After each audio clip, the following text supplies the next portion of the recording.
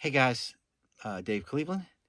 How's it going today? Hey, I just was going to give you a quick update on a board that I just had built by Exact Tone Audio, XTS Audio Solutions, Barry O'Neill.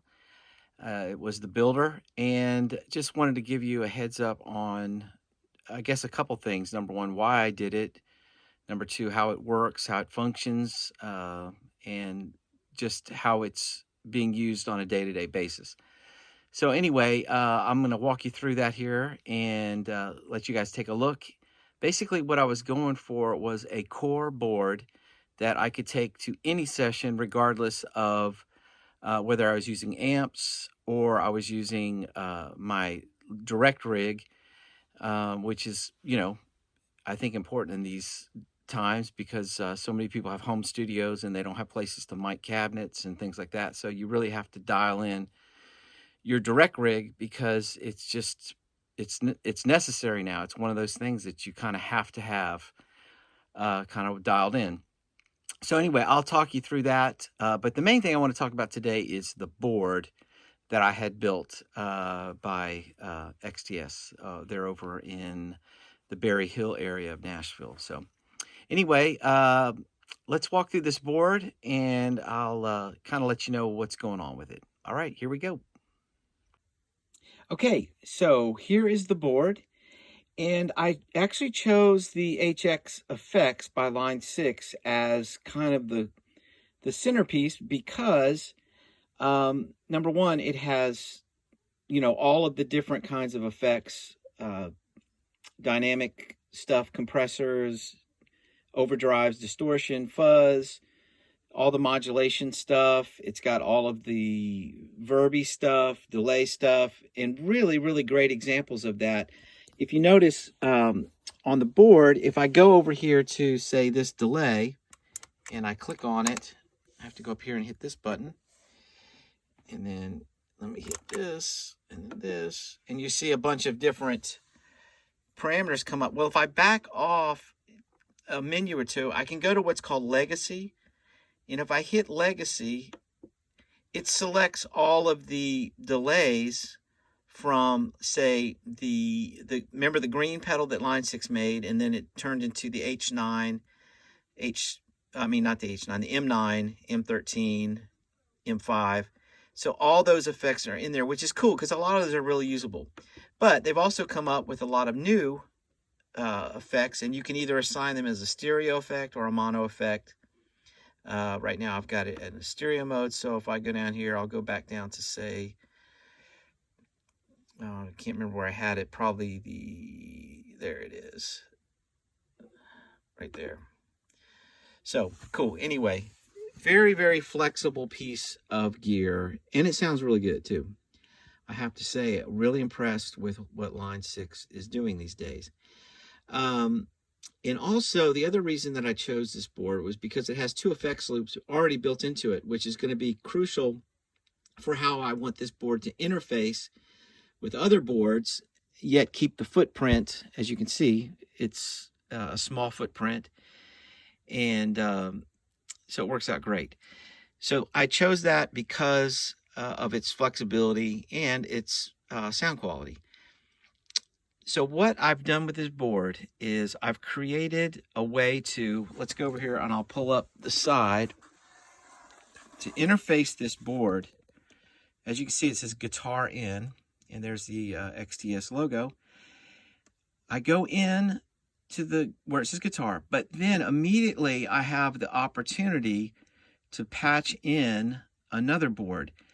Say if I'm doing a session where it's going to be mostly like, let's just say 60s psychedelic rock or something. Well, I have another board, a smaller board that has a couple of pedals, different fuzz boxes and wah and things like that, that would be kind of favorable for that kind of tone. So what I do is I patch that into this first loop. And then the cool thing is on the Line 6, I've got that effects loop right here. So I can turn that other board on and off just by using that pedal. And then the other really cool thing is, let me back up. Sorry about that. I went through that fast. Signal flow, okay? So the flow of the guitar working its way through the board. If I hit that button and then come down here, you can see my signal flow. So basically it's a wah, a distortion, and then there's the effects loop number 1.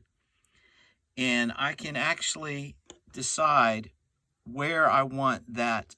I don't know if you can see it moving. Like I can put that loop anywhere in the signal path, which is really cool if I want to do some kind of, if I want my board to come before the distortion that's on the HX, and I can do that. If I want the distortion in the wall to come before the effects loop, I can do that as well.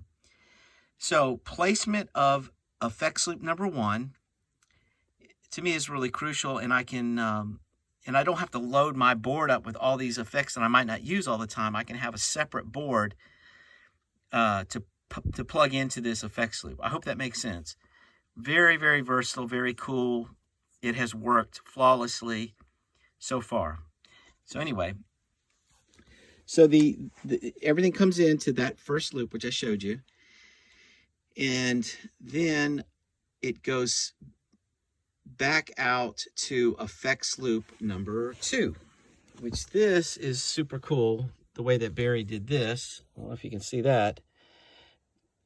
So what I would do if I'm using, if I want to play some other effects, some stereo effects into loop 2, I can do that. And it works the same way as effects loop number 1. I can go into the signal flow and I can decide where I want those externally patched effects to go in my signal path. So it goes through there, and then finally it comes back. The final output is the Eventide H9, which feeds back into this box again, and then you can see where it says 2 DI right, 2 DI left. So I can come out there, it can go to a DI, or it can go to a couple of amps if I'm running in stereo. If I'm running mono, then I just use the left out. So it's super versatile, super cool, and there's a lot more that I can do with this. Obviously, I've got the Mission expression pedals, so I can assign those to whatever I want to. Generally, this one right here is my volume, and then this one over here is whatever I assign it to. A lot of times it's a wah, or you know, or delay time, feedback, or modulation, or if I want to increase the gain and distortion or whatever, I can do that there. So anyway, that's a quick overview. And the other thing that I want to mention, I'm going to go ahead and turn this up real quick. I'm going to unplug like that, and I'm going to lift this up and just show you underneath here real quick. I'm using the True Tone power supply, and the other thing that I love is this is the Nova 24 by Pedal Train, and Pedal Train just makes great usable gear for your pedals.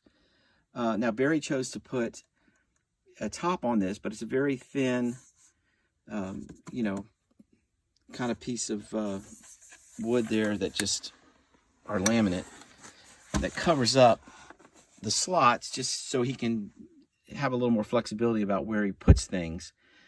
But the Pedal Train, even if you choose to do it this way, the cool thing is the Pedal Train is so light to start off with, and it just works. I've used their Pedal Train stuff for years, and I just love it. So anyway, I'll do a little more when I'm actually showing you how I interface my direct rig with this, and then I'll actually show you how I interface it with amps. So anyway, hope you enjoy that overview of the new modular board system that I'm building, and more to come. All right, have a great day. Bye.